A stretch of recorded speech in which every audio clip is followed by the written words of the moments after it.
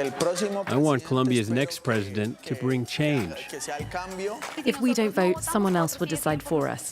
I hope he will back the rights of indigenous people. I hope he'll listen to young people, that he won't steal money and won't be corrupt. That we can work and study without getting killed.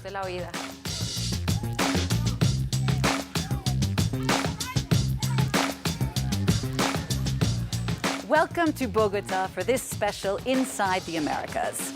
Colombian presidents can only hold office for one four-year term. So the race to replace current conservative leader Iván Duque is on. Today, we'll take you to meet the peace deal generation, those young Colombians counting on this presidential election to find a better life. Over two-thirds of young Colombians say their life has gotten worse over the past year, a year that was marked by violent protests. But just like Bogota's changing weather, politics could soon go from one extreme to the other. For the first time in its history, Colombia looks set to elect a leader from the left. The shift comes 6 years after the government signed a peace deal with Colombia's left-wing guerrilla group, the FARC. That historic treaty put an end to 52 years of war, turning one of the oldest rebel movements into a political one. But the fighting on both sides left close to 300,000 dead or missing, and millions forced from their homes. Victims from all parts of the country brought earth from their homelands to build these walls, because in Colombia the fundamental reason for the armed conflict is the paramilitary's interest in taking the farmers' lands. Jose Antequera was a child when his father, a communist leader, was assassinated. He went on to create this Center for Memory, Peace, and Reconciliation. The peace agreement was signed almost 6 years ago. How much better are things today? The number of victims of the conflict has gone down. There are not so many people being killed. There's also been a real cultural transformation in Colombia. A large part of the population today rejects the idea that a war could happen again. Despite that, all the changes that we've wanted to see with the deal have not materialized. So that's what we've always been trying to achieve here. You were just a boy, 5 years old, when your own father was shot and killed. You went on to testify about that experience during the peace negotiations with the FARC. What was that like for you? Like many people in Colombia, I had to talk about a very painful experience. But at the same time, it was part of my commitment to building peace. My father, besides being a political figure, was completely dedicated to the peace process, which continues to be the main talking point in this country. So what I keep as a legacy is that experience. But what pains me is to see how an initial opportunity for peace was squandered after my father's assassination. What's important to me now is to be able to give my testimony to continue this work towards peace. You're a young father now with your own family. You have a daughter who's just 3 years old. What do you hope for her will come out of this presidential election? I hope that this country transforms itself for real, not just with transitional justice that needs to be implemented for the violation of human rights, but also with the structural transformation of the economy and of politics. That's what's at the heart of building peace in Colombia. And with the new presidential election, I hope the transition will become real. I'm sure my daughter and other people will experience these transformations in the future. Hopes for a better future for another young woman as well. Today, Alexa Rochi is a freelance photographer. But at just 15, she ran away from home right into the jungle. My father tried to sexually abuse me. When I finally told my family, they didn't believe me. So they threw me out. And I didn't want to fall into prostitution or deal drugs. I decided to join the guerrillas. Alexa Rochi was one of more than 13,000 FARC fighters to lay down their weapons in the peace deal. And while she traded her gun for a camera, other former fighters used their peace deal compensation to open a place for former guerrillas to feel at home. this cafe and cultural center in Bogota. Do you feel like you were able to find a new family within the FARC for those 11 years? I lived half my life with the FARC. It was a real family made up of many different colors and cultures. There were Afro-Colombians, indigenous people, peasants, people from the city. The FARC was a family not just for me, but for all these people, and many of them came from bad situations like I did. For many people around the world, the FARC represents violence, fighting. Did you take part in any fighting during those years? Absolutely. I was given a gun. It was a tool for us. It was there to defend your life during wartime, a war I agreed to take part in. 6 years ago, this historic deal was signed between the FARC and the Colombian government. I imagine there was a lot of hope back then for what the future might bring. Today, is that hope still alive, or do you see that deal as a failure? We believed in the peace process, even though we were always accused of being behind the country's problems. It was always the FARC's fault. If it rained, it was the FARC. If there was drought, it was the FARC. We put down our weapons as a compromise.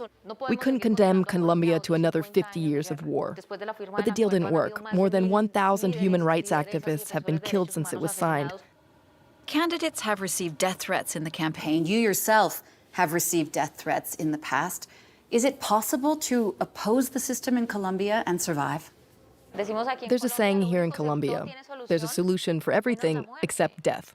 The minute you get involved in politics here, the pathway to death gets even shorter. But I'm not afraid. If I learned one thing during my time with the FARC and during the war, it's to live in the moment. Alex Orochi, muchas gracias. Seize the day, a motto for many in this country where death can be anywhere. Last year's protests began over a bill to raise taxes that was quickly revoked by the president. But an initial trickle of anger turned into a wave. 70% of Colombia's towns and villages took to the streets. A police crackdown left dozens dead, many of them in Colombia's third biggest city of Cali. We were holding a peace vigil. Everything was going peacefully, and from one moment to the next, they attacked us with bullets. 1 year later, the working-class neighborhood of Siloé is still steeped in anger. Keep resisting, for them. And it's local people who are taking the lead. 30-year-old Andres Ulune used to belong to a gang. This is our soup kitchen. Since the protests last year, he's become the head of the local Neighbors Association, working to improve living conditions there. A full third of Colombians under 24 don't have a job or go to school. The government doesn't come to places like this. That's why we were called the Nobodies. Hardly anyone knew we existed. That is, until we raised our voices and were suppressed. There's still been no official justice for the 25 people killed in police violence in Cali last year. So here in Siloé, locals have created their own court. All of this has gone unpunished. The Siloé Tribunal wants to bring the truth to light and make all those who committed the crimes and massacres pay. The People's Court of Siloé is only symbolic, but the move is backed by dozens of NGOs hoping to give families some closure. This court hopes to bring together cases that victims might not take to the real justice system out of fear. That's because regular justice here is designed to defend the interests of those in power. After the investigation, a verdict will be handed down by an international jury, but it will never be enough to replace what's lost.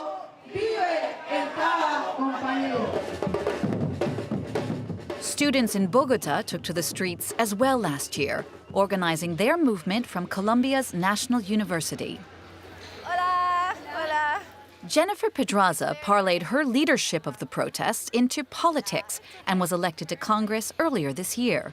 At just 26, she's now the youngest member of Colombia's National Assembly. What pushed you to run for office, and do you really think you can change things now from the inside? My thought was that the social movement needed to be present in Congress, because that's where all the decisions are made. especially those against which we protested in the past. Having voices that come from the protest movement is fundamental if we want to move forward. Why are so many young people willing to protest today compared to your parents' generation? Because in Colombia there have been important steps in the building of democracy. For example, the peace deal signed with the FARC movement. That created better conditions for social mobilization and let our generation make this protest movement their own.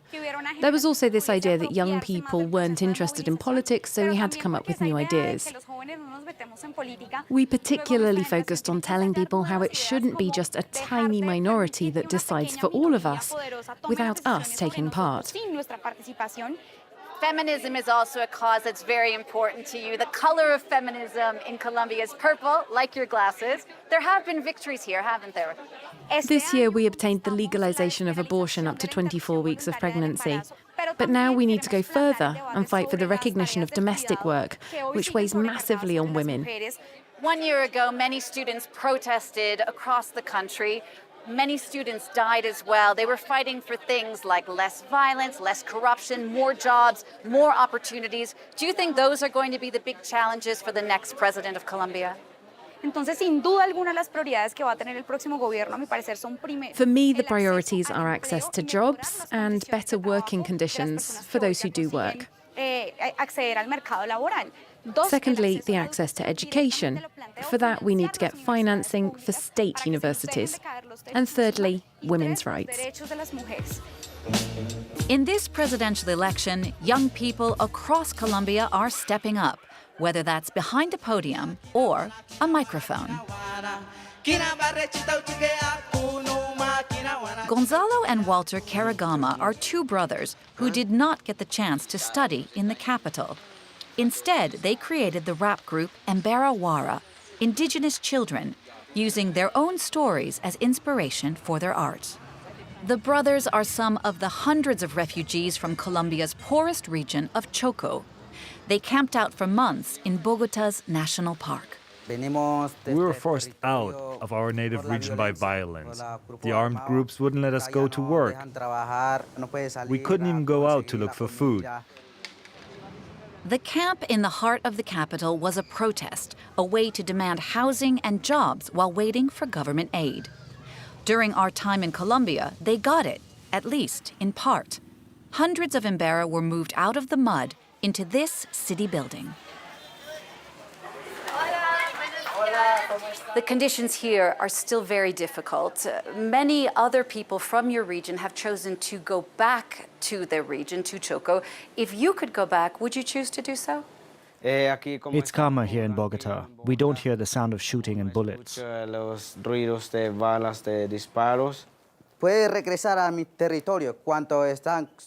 We'll go back once we have assurances it's safe, that our homes are no longer occupied. Then we'll go back. Until then, we fight. We protest like warriors, because the government is corrupt. They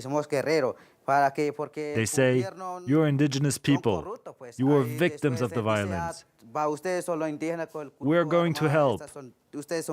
And then they do nothing.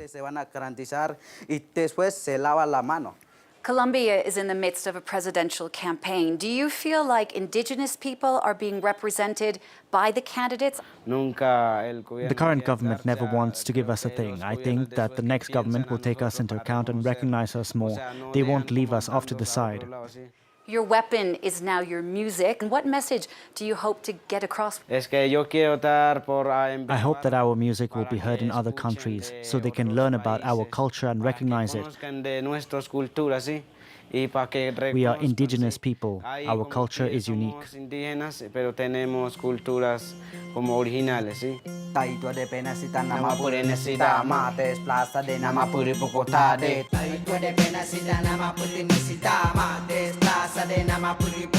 Colombia is known for its diversity, but the country's people of color are still heavily underrepresented in politics. And the main Afro-Colombian candidate for vice president, an environmental defender, has already come under threat. Since the beginning of the year, more than 70 activists have been killed, and the death threats are targeting children as well. Straws. It's very bad for the environment. Even if you burn them, they pollute. Once a week, these children 8 to 12 years old gather to clean up their city's parks. They're part of an environmental movement bringing together 700 kids in Colombia and throughout Latin America. The association Guardians of Life was created 4 years ago. We started as a small group at school. Back then, we mainly did demonstrations. We hardly ever cleaned up because it wasn't that dirty. The association is led by their friend Francisco Vera. The young activist was forced to flee Colombia after a series of death threats. Yes, it's crazy that 10-year-olds are threatened on social media. It was a very violent comment. And really they think that people are controlling us, but we are doing this on our own, because we want to change the world. The young activists meet up on their generation's street corner, a video conference. Francisco Vera first made a name for himself through videos posted online. He now leads the group from abroad. Today we have a great problem. One could say the greatest crisis of humanity, the greatest emergency. It is the climate crisis, climate change. And we, the concerned children, just like the ones you have before you today, are raising our voices. Voices being raised louder and louder. New children are joining the movement every day, desperate for change.